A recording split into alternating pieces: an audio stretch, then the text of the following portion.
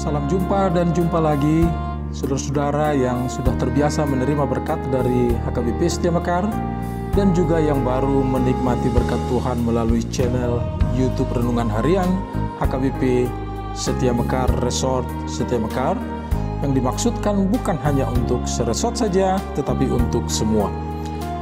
Kiranya seluruh warga jemaat setiap hari memperlihatkan ucapan syukur kepada Tuhan melalui wajah yang ceria dan hati yang penuh sukacita dan selalu bersyukur di dalam Tuhan.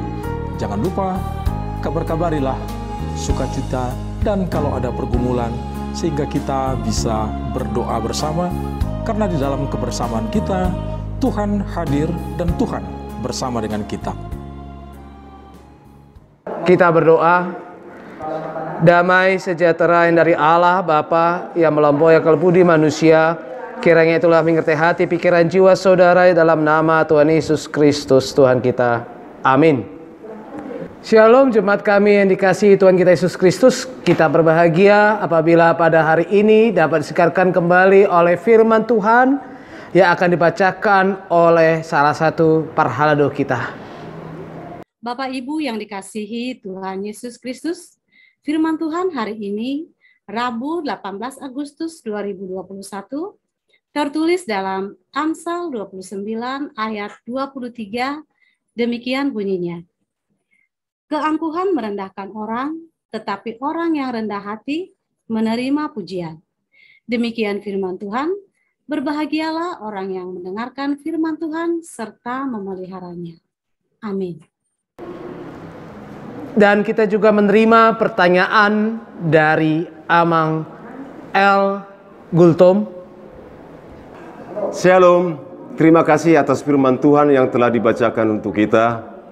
Ada dua hal pokok perilaku yang bertolak belakang yang kita lihat dari firman Tuhan tersebut. Yang pertama tentang keangkuhan dan tentang kerendahan hati. Sikap kerendahan hati itu adalah sikap yang layak, yang harus kita punyai sebagai umat Tuhan.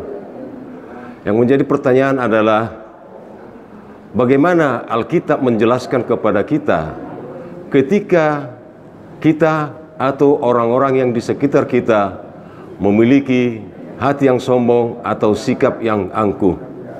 Demikian Amang, terima kasih. Mulyate horas madihita saluhutna shalom Amang Inang. Memang kalau kita melihat di situ dan juga merujuk dari pertanyaan, ada namanya rendah hati dan kesombongan. Tetapi bermula dari manakah ini semua? Semuanya bermula daripada pujian. Secara manusiawi semua orang suka untuk dipuji. Secara manusiawi, semua orang perlu diperhatikan atau dia mau menjadi pusat perhatian. Tetapi keinginan hal yang ingin terlalu dipuji dan tidak memandang orang lain ataupun kelebihan daripada orang lain, itulah yang akan menjadikan atau jatuh manusia itu ke dalam kesombongan. Kita tahu di dalam Amsal 16 ayat 18 sampai 19, di mana kesombongan, kecongkakan akan mendahului daripada kehancuran. Memang dalam kesombongan kita tidak akan pernah melihat akan kelebihan daripada sesama kita, saudara kita. Dan di dalam kesombongan, Bapak Ibu jemaat dikasihi oleh Tuhan kita Yesus Kristus, kita tidak akan bisa melihat anugerah Allah yang telah Allah berikan kepada kita.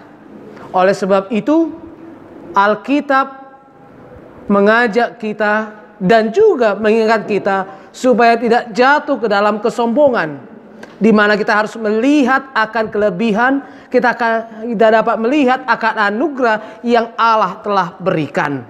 Sebab orang sombong tidak akan ada orang yang mau berteman dengan dia, dan orang sombong tidak akan ada orang yang mau dekat dengan dia. Dan terlebih lagi, orang sombong tidak akan mungkin dapat berkembang karena dia tidak mau menerima didikan, ajaran daripada orang lain. Terlebih lagi, di dalam iman kepercayaan, orang sombong tidak mau mendengar akan didikan Allah. Oleh sebab itu, Di dalam firman Tuhan kita ini juga diberikan kepada kita pilihan kedua, yaitu rendah hati, di mana dia mau selalu orang hal ini mau bersifat mendengarkan, menganggap dan melihat kelebihan daripada orang lain, dan mau menerima pengajaran. Dan orang rendah hatilah yang diinginkan oleh Allah, karena orang rendah hati itulah yang dapat berkembang. Sekarang diberikan kepada kita, Bapak Ibu jemaat yang dikasih oleh Tuhan kita Yesus Kristus, yang manakah kita pilih? Kesombongankah atau rendah hati? Yang patut kita ingat, Bapak Ibu, di dalam peribahasa manusia ada dikatakan, di atas langit masih ada langit yang lain.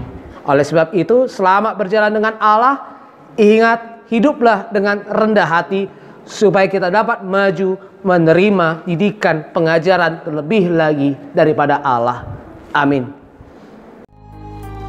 Saudara-saudaraku yang dikasihi Tuhan Yesus Kristus, kita sudah mendengarkan firman Tuhan yang luar biasa.